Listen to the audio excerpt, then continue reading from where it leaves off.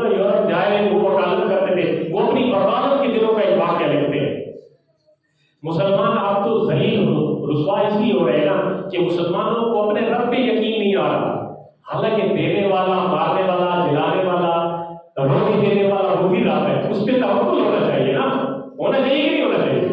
تو مسلمانوں کا یہ وہ خود لکھتے ہیں علامہ اقبال کہ میں جب لندن میں وکالت کرتا تھا تو ایک بوڑھی بھائی اکثر میرے پاس کیس لے آتی تھی، جوان تھی، اتنی بوڑھی نہیں تھی، پوری عمر کی تھی، تو وہ اکثر کیس میرے پاس لے آتی تھی، تو میں اس کے کیس میں سے حل کر دیتا تھا۔ ایک دن نا وہ کافی عرصے بعد دوبارہ میرے چیمبر میں آئی وکالت اس میں کیس لے کے، تو نقاب اڑے ہوئے تھے، تو میں نے کہا حالانکہ وہ انگریز تھی اور اس نے پہلے اپنا تعارف کروایا تھا، وہ ایک کارخانہ فیکٹری چلاتی تھی، اس کے شوہر فوج میں ملازم تھے، تو میں نے جب اس کے چہرے پہ نقاب دیکھا تو میں نے پوچھ لیا کہ بیٹی آج تو نقاب کر کے آئی ہے؟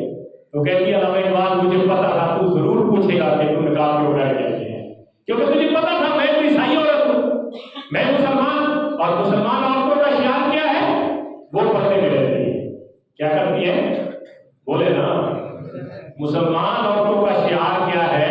مسلمان عورتوں کا شعار یہ ہے کہ وہ پردے میں رہتی ہے، نقاب بھی ہے اور مسلمان عورت کی پہچان ہے۔ تو جب انہوں نے سوال کیا انہوں نے کہا سن کے میں آج نقاب دیکھیے پڑھائی سن ذرا، میں فیکٹری چلاتی تھی نا، تو میرا ایک فیکٹری کا ملازم تھا، بابا تھا، بزرگ تھا، وہ برتن مانجتا تھا، چھوٹے موٹے کام کر کے، ایک دن مجھ سے اس نے چھٹی لی 3-4 دن کی، میں نے پوچھا کہ خیریت ہے؟ تو انہوں نے کہا کہ میرا بیٹا بیمار تھا اور وہ وصال کر گیا، فوت ہو گیا ہے، تو مجھے چھٹی چاہیے۔ تو میں نے کہا ٹھیک ہے آپ چلے جائیں، 2-4 چھٹیاں کر لیں۔ تو جب میں گئی، جب وہ چلا گیا تو دوسرے تیسرے دن میرا خامد اور میں اس کی تعزیت کے لیے چلے گئے۔ عیسائی عورت کی معذرت تھی، ظاہر ہے انسانی ہمدردی جو ہے، آج تو انسانی ہمدردی ختم ہو گئی ہے نا، انسانی ہمدردی صرف اتنی رہے گی کہ جو آپ کا جگری یار ہے اس کی ہمدردی آپ کے دل میں ہے، باقی وہ اگر انسان ہے اور آپ کا یار نہیں ہے تو ہمدردی کوئی نہیں ہے۔ جیسے امریکہ کر رہا ہے، امریکہ اگر کسی اور ملک پہ، روس یوکرین پہ حملہ کرے تو امریکہ کہتا ہے یہ انسانی وائلیشن ہو رہی ہے، حقوق رائٹس کی، انسانوں کے رائٹس جو ہے وہ تباہ ہو رہے ہیں۔ اور اگر اسرائیل حملہ کرے غزہ پہ، فلسطین پہ، تو وہ کہتے ہیں اسرائیل کو دفاع کا حق ہے، اسرائیل کو جنگ بندی نہیں کرنی چاہیے، اسرائیل غزہ پہ قبضہ کرے گا۔ تو میں نے کہا یہاں پہ انسانی ہمدردی عالمی رہنماؤں کے پاس نہیں ہے، وہ صرف جو ان کے پالتو کتے ہیں اور پالتو بلیاں ہیں وہ ان کے ہمدرد ہیں، انسانوں کے ہمدرد نہیں ہے، وہ انسانی جو ان کے اندر کچھ چیز نہیں ہے۔ خیر وہ کہتے ہیں ہم چلے گئے دونوں، جا کے دیکھے بوڑھا باپ بیٹھا ہوا تھا چارپائی پہ، آنسو نکل رہے تھے۔ ہم نے کہا آپ کیا تسلی دیں، آپ مسلمان ہیں؟ تو انہوں نے کہا کیا تسلی دینی ہے، اللہ کا مال تھا، اللہ نے دیا فضل سے، لے عدل سے لیا، میرا کون سا بس تھا، نہ میں نے پیسے دے کے لیا تھا، نہ میں نے بیٹا ظاہر پیسے دے کے کوئی نہیں لے سکتا، اللہ کی عطا سے اللہ تعالیٰ بیٹے اور اولاد دیتا ہے، تو میں نے نہ پیسے دے کے لیا تھا اور نہ ہی اللہ نے مجھ سے پوچھا کہ میں نے واپس لے رہے ہیں، اللہ کا مال تھا واپس لے۔ تو ہم اس کی استقامت پہ بڑے حیران ہوئے، واپس آ گئے۔ اب اس کی گھر میں ایک وہ باپا تھا، ایک بہو تھی اور ان کا ایک بچہ تھا۔ تو کچھ عرصے بعد 6-7 مہینے گزرنے کے بعد یہ علامہ اقبال خود لکھتے ہیں، کہتے ہیں کچھ عرصے بعد دوبارہ اس نے مجھے چھٹی لی، تو میں نے پوچھا، اس نے کہا جو بہو تھی نا وہ اپنے شوہر کے فراق میں اٹیک سے وہ بھی فوت ہو گئی۔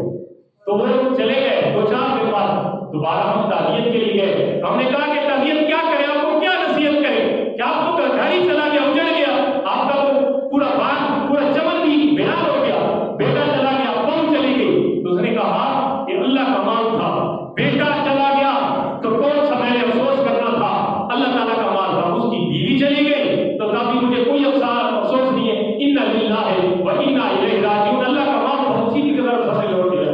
ہم پھر بڑے حیران ہوئے، اب گھر میں ایک بچہ چلا گیا، ایک بچہ رہ گیا، باقی دونوں چلے گئے۔ تو کہتے ہیں کہ اس نے مجھے کہا کہ آپ ایک مہربانی فرمائیں، کیونکہ میرا پوتا ہے اب ادھر اکیلا رہے گا نہیں، مجھے آپ ادھر فیکٹری میں جو مکان دے دیں میں ادھر ہی رہ رہا ہوں۔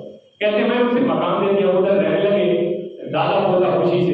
ایک دن کھیلتے کھیلتے وہ خود کہتے ہیں کہ وہ جو دوسری تیسری منزل سے اس کا پاؤں پھسلا، گرا اور وہ بھی ہسپتال جاتے جاتے رستے میں وصال کر گیا۔ تو کہتے ہیں کہ جب سے سارا باغ اجڑ گیا نا، پورا گھرانہ ویران ہو گیا، بابا اکیلا بچ گیا، تو ہم بابے کے پاس بیٹھ کے افسوس کر رہے تھے، تو بابے نے کہا افسوس نہیں، کوئی ڈپریشن اکثر ہمارے ہم لوگوں کو ہوتی ہے. یہ ڈپریشن اور ٹینشن کا لفظ سنا ہے آپ نے؟ سنا ہوا ہے نا؟ ہوتی بھی ہے. لیکن میں آپ کو سچی بات بتاؤں کہ یہ ٹینشن اور ڈپریشن جو انگریزی لفظ ہے ان کا عربی میں کوئی لفظ ہمیں نہیں ملا. ذرا غور کریں بات پہ. عربی میں کوئی لفظ نہیں ملا. عربی میں لفظ نہ ملنا اس بات کی دلیل ہے کہ یہ اس دور میں تھی نہیں. یہ اس دور میں ٹینشن ڈپریشن تھی نہیں، کیونکہ لوگ اللہ پہ توکل کرتے تھے، لوگ اللہ پہ ایمان کامل رکھتے تھے. جو ہوتا تھا وہ مان لیتے تھے کہ اللہ کی قضا و قدر کے نتیجے. اب ہم خود فیصلہ کرنا چاہتے ہیں کس کو باقی رہنا ہے، کس کو مرنا ہے. یہ ہم فیصلہ کرنا چاہتے ہیں کس کو ہمارے ساتھ رہنا چاہیے، کس کو مر جانا چاہیے، کسی کا رزق کم ہونا چاہیے، کسی کی معاشی سرگرمیوں میں پابندی لگاتے ہیں. یہ ہم فیصلہ کرتے ہیں. جب یہ ہم نے لیا نا تو پھر ڈپریشن بھی کریٹ ہو گئی، پھر ٹینشن بھی بن گئی. تو اس وقت یہ ٹینشن ڈپریشن کے کوئی عربی لفظ ہی نہیں تھے. مطلب یہ تھا کہ اس دور میں یہ تھے ہی. یہ اب آئے تو آپ ہمیں لاحق ہو گئے. تو کہتے ہیں مجھے تو ڈپریشن اور ٹینشن ہے ہی نہیں، کیونکہ اللہ کا مال ہے، میری بھی کمپلیٹ آ گیا، میں نے بھی چلے جانا ہے. تو کہتے ہیں وہ عورت کہتی ہے کہ اس بندے کی عظمت اور استقلال اور ہمت اور اللہ کے ایمان کو دیکھ کر میں نے اپنے شوہر سے نہیں پوچھا، میں ہلکا بگوش اسلام ہو گئی، مسلمان ہو گئی. اور میں نے اپنے خامد سے مشورہ کیا کہ یا اس خدا کی عبادت نہ کیا کرے، اس خدا کو نہ مانے جو اتنا رحیم کریم خدا ہے کہ جس کے بندے کے سارے رشتے دار فوت ہو جائیں لیکن پھر بھی یار وہ روتا دھوتا نہیں ہے، کوئی شکوے شکایتیں نہیں کرتا، بلکہ پھر بھی وہ اللہ کا شکر ادا کرتا ہے. تو میرا فوجی شوہر بھی، فوجی بڑے ہمدرد ہوتے ہیں، بات نہیں مانتے. حاضر سروس میں خصوص جو ریٹائر ہو جاتے ہیں تو ہو جاتے ہیں نا، جو حاضر سروس وہ کہتے ہیں بات مانتی نہیں اس کی، یس نو کی بات ان کے ذہن میں بیٹھی ہوئی ہوتی ہے. ویسے میں نے اس کو بتایا کہ اس خدا کی مانے جس کے یہ ماننے والے ہیں کہ بیٹا بھی چلا گیا، پوتا بھی چلا گیا، بہو بھی چلی گئی، لیکن پھر بھی کہتا ہے انا للہ و انا الیہ راجعون، اللہ کا مال تھا اللہ نے لے لیا. تو اس کی اس عمل کو دیکھ کر، اللہ پہ بھروسے اور توکل کو دیکھ کر ہم دونوں کی ابھی اسلام لے آئے. تو اس لیے آج میں اسلامی لباس اور نقاب میں تیرے پاس آئی. تو یہ علامہ اقبال بہت سی بات لکھتے ہیں. بس میں اپنی بات کو ختم کرتا ہوں کہ ٹائم ہو گیا. بات بڑی لمبی چوڑی میں نے آج آپ کو بتانی تھی.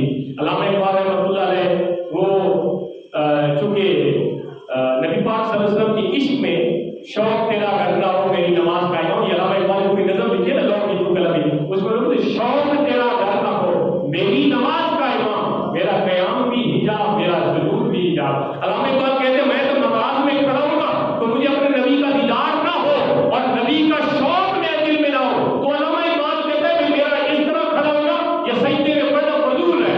میں تو تب نماز پڑھتا ہوں، میں تو قیام و سجود تب کرتا ہوں جب مجھے اپنے مصطفیٰ سے محبت ہوتی ہے اور مجھے دیدار کروا دے. یار اتنی کمال کی محبت، اتنی عظیم محبت کہ نمازوں میں بھی زیارت ہو اور کیوں نہ ہو. پھر علامہ اقبال اتنا عشق بھی تم کا اس کمال کا تھا نا، وقیرہ نہ کر سکا مجھے جلوہ دانش فرنگ، میری سرما ہے میری آنکھوں کا مدینہ و نجف. وہ کہتے ہیں